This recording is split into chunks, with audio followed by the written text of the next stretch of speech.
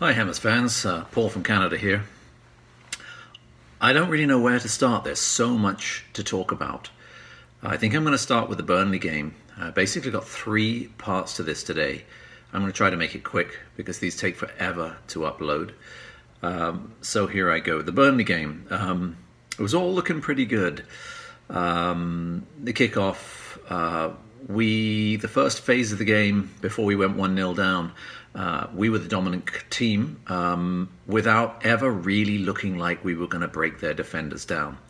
Defense, it's interesting, isn't it? We have, I think, the second worst in the league. And Burnley, what a contrast. There seemed to be nothing we could do to get through them. And I put that down to our midfield and our ability or disability that when our defenders get the ball, they tend to hoof it rather than spray it and pass it carefully. And that becomes a 50-50. And with those Burnley defenders, every 50-50 was actually an 80% Burnley, 20% West Ham. So up until that goal, I thought, yeah, you know what? But I couldn't see us scoring. I just couldn't see us getting through. We had a couple of chances. We missed a few. Whenever we did shoot, it seemed to go way over the bar. Yeah, so there was the phase one of the game. I was hoping for a draw, maybe a sneaky 1-0 win, but then Burnley scored. Phase two of the game was the fans. And, you know, I can understand the frustration. I cannot condone running onto the pitch, any of those things. I saw Bubbles, and I saw his discussion about it afterwards, and the fact that he was a little, perhaps didn't really think, there was no malice aforethought, he just popped onto the pitch. Whatever you say, it wasn't the right thing to do, and it really seemed to disturb Mark Noble. You know, he had to separate himself from a fan. He got pretty physical with the fan, and after that, you could see the team. They were overawed by what was going on elsewhere, and at that point, I knew the game was lost. I'm sure they did too. They couldn't focus, they couldn't concentrate, and Burnley went on to win 3-0. It was a bit of a shambles. Where that's left us, I'll talk about the off-the-field stuff in a little bit. The on-the-field stuff, we are in an apocalyptic situation. I just watched Gio and Mike and Bez talking about who to sell. They're optimistic. In my opinion, we are so close to going down that we may have to sell pretty well, bloody well, everybody. I don't think we may have a choice. I'm an optimistic person, but having looked at the teams, and I saw Claret and Blue did quite a good, Claret and Hugh, sorry, did quite a good rundown on all the different teams and which teams were going to go down. And I thought he was fairly good with it, actually. He's given us, I think it was 34 points. You know, I look at those fixtures, and given not, you know, this whole season, but given the last 3-4 games, including the cup games, I find it really hard to see who we're going to beat. We're not going to play West Brom, and that's the only team that right now I can see we are going to beat. Unless fans get behind the team and put the off-field issues on hold, we are going down because it's going to take 12 people. It's going to take 11 players and the fans to get us through this. Excuse me. Anyway, so I've gone through and had a look, and I can tell you right now, for me, it's a toss-up between us and Southampton. However, Southampton have just had a good FA Cup win, and they've got a new manager, Sparky. And I'm no fan of Sparky at all. He's dire as far as I'm concerned. But you can't count Southampton out. I believe they have a better squad than us, and I believe that given the new manager bounce they're going to get, that's worth some points. We could be in serious problems. Crystal Palace, they've got an easier run-in, and I think they have a better squad than us. They look like they're going to be scot-free. You can go all the way up to Newcastle and include Newcastle. I don't see Newcastle going down with the manager they've got. He's a very good tactician. Not that I'm saying Moyes isn't. I will go back to that Burnley game and phase one of that Burnley game before the fan thing. The one person that stood, there were a few actually, but the one person that really stood out to me and contradicted what I had said a few weeks ago was Antonio. His left foot is non-existent, and I don't know how up until about 4 matches ago he played left wing, and he looked decent. He looked shocking in this game. His left foot looked worse than mine, and mine is abysmal. I don't want to be down on Antonio because I think played in a different area, it would have been more effective. And I could see before half time that he had to be moved, and it wasn't in time. He came out, and this is the one time I'm going to blame Moyes. Moyes did not make the right decisions quickly enough, and he waited until the Burnley manager, Deitch, brought Wood on and executed exactly what they had done against Everton. Like for like, it was an exact tactical duplicate of what he had done against Everton, and Moyes must have known that, because Moyes is a real researcher.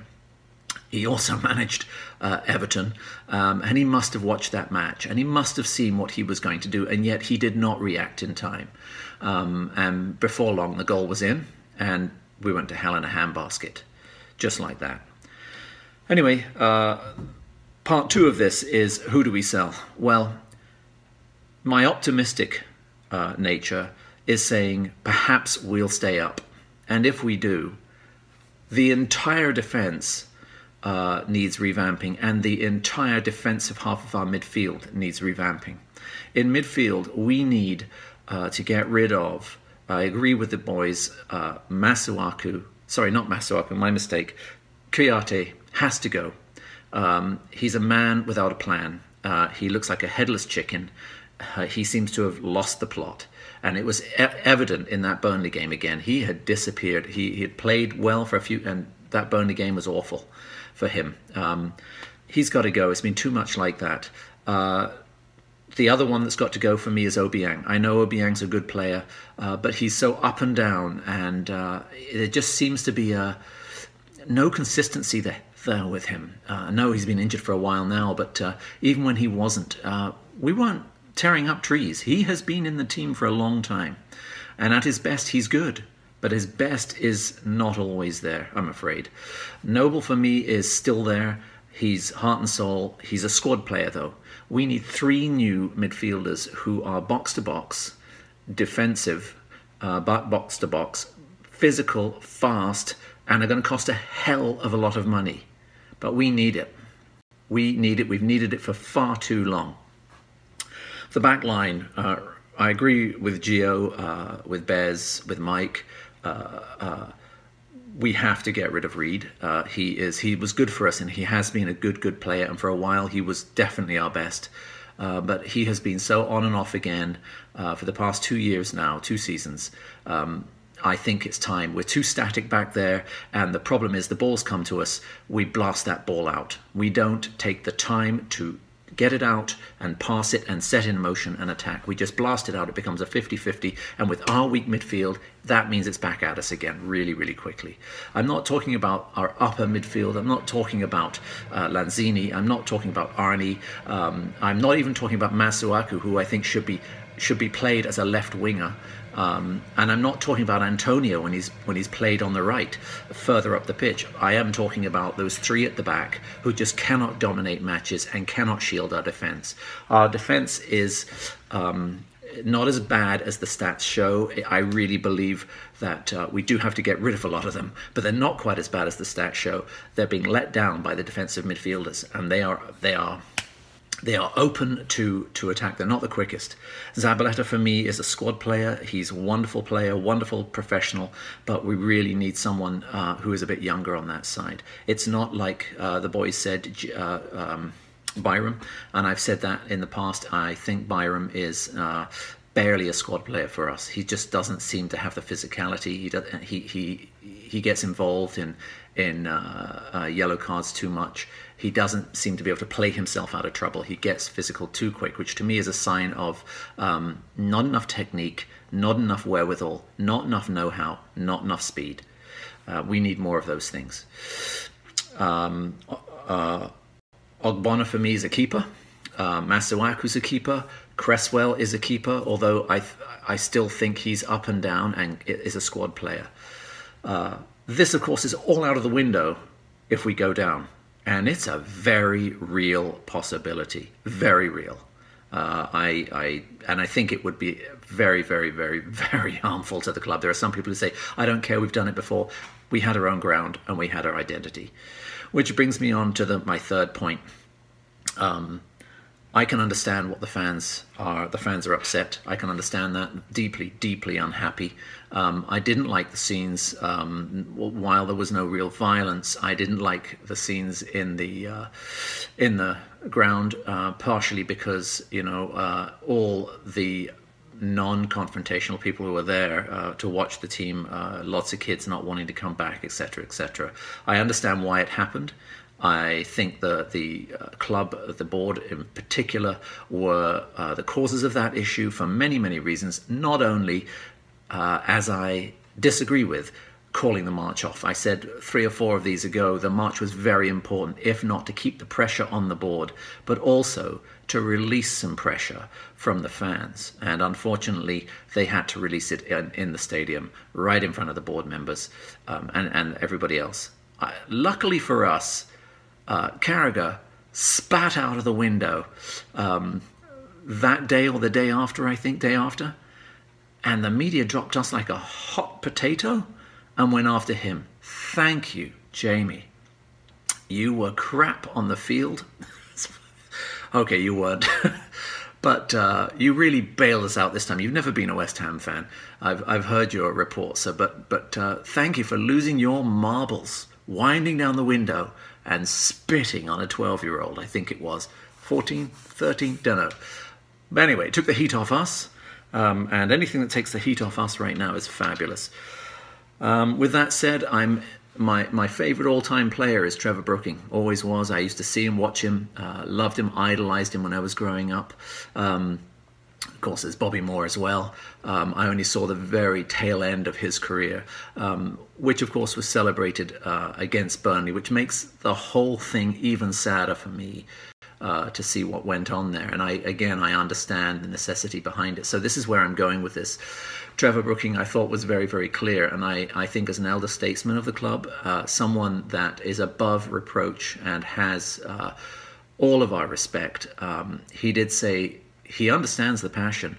But if you think you're going to do that again, you have to not come for the last few games of the season.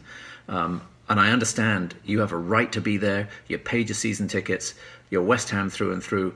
But just like me, you love the club. And more than that, you love the spirit of West Ham. And we have to support those 11 players, whoever they are on the pitch, to get us to safety. Because if that happens again, not only are we going to lose the match, but we will get a points deduction. And we will go down absolutely 100% if we get a points deduction. So if you support the team, either you're going to have to muzzle it in the ground, or I'm going to have to say, please, like Trevor did, don't go, because we are going to get a points deduction. 1 point's all it's going to take. You know, there are people who are looking at us maybe getting 4 points, and that might be enough to get us out.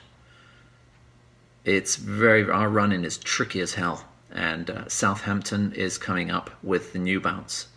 Last thing, if we do stay up, more important than all of those players, replacing those players, more important than any of that is if we stay up and Southampton is the team that goes down, a recommendation from me to our board would be buy or get the Canadian director of football at Southampton. What a fabulous job that man has done since he's been there. And there's something going on at that club. They bring new talent through, whether it be Bale or any of the others that have gone to Liverpool and United and whoever else for years. They bring talent through And they make fantastic purchases. And it's all down to the director of football and the board in that club. There's a lot worse that we could do than go and poach a few Southampton back rooms, board members or staff, directors of football, people who make those deals happen. They have done a fantastic job on a very small budget, and they've sold players for much more. I mean, for God's sake, we bought Fonzie off them. You know, not one of the best buys we've ever done, but there have been some fantastic players who've gone through there and have gone all over the place for the past 4 or 5 seasons. Definitely, there is a Canadian, I forget his name, believe it or not, he came through hockey in as far as at managerial level, went over there 2, 3, 4 seasons ago and has done a spectacular job. If we stay up, and they go down, he is someone that would be very, very worthwhile us poaching. You know, we have a major, major squad rebuild to do, whether we stay up or go down. We go down, we lose all sorts of players we may not want to lose. We stay up, there's a ton of unburnt deadwood in our squad, and it's really time to get the flamethrowers out. Okay, with that done, I'm way over what I thought I would be. Really got everything crossed that we can pull a rabbit out of the bag, because that's what it would be. This would be a great escape as far as I'm concerned, given our current form and the fixtures coming up. I think it is very, very optimistic of us to assume that we are going to stay out of those relegation spots. Hope I'm wrong, really do. Come on, you Irons. 2 thumbs up. Keep positive. Get behind the team. It's going to be a while. Get behind the team. Thank you.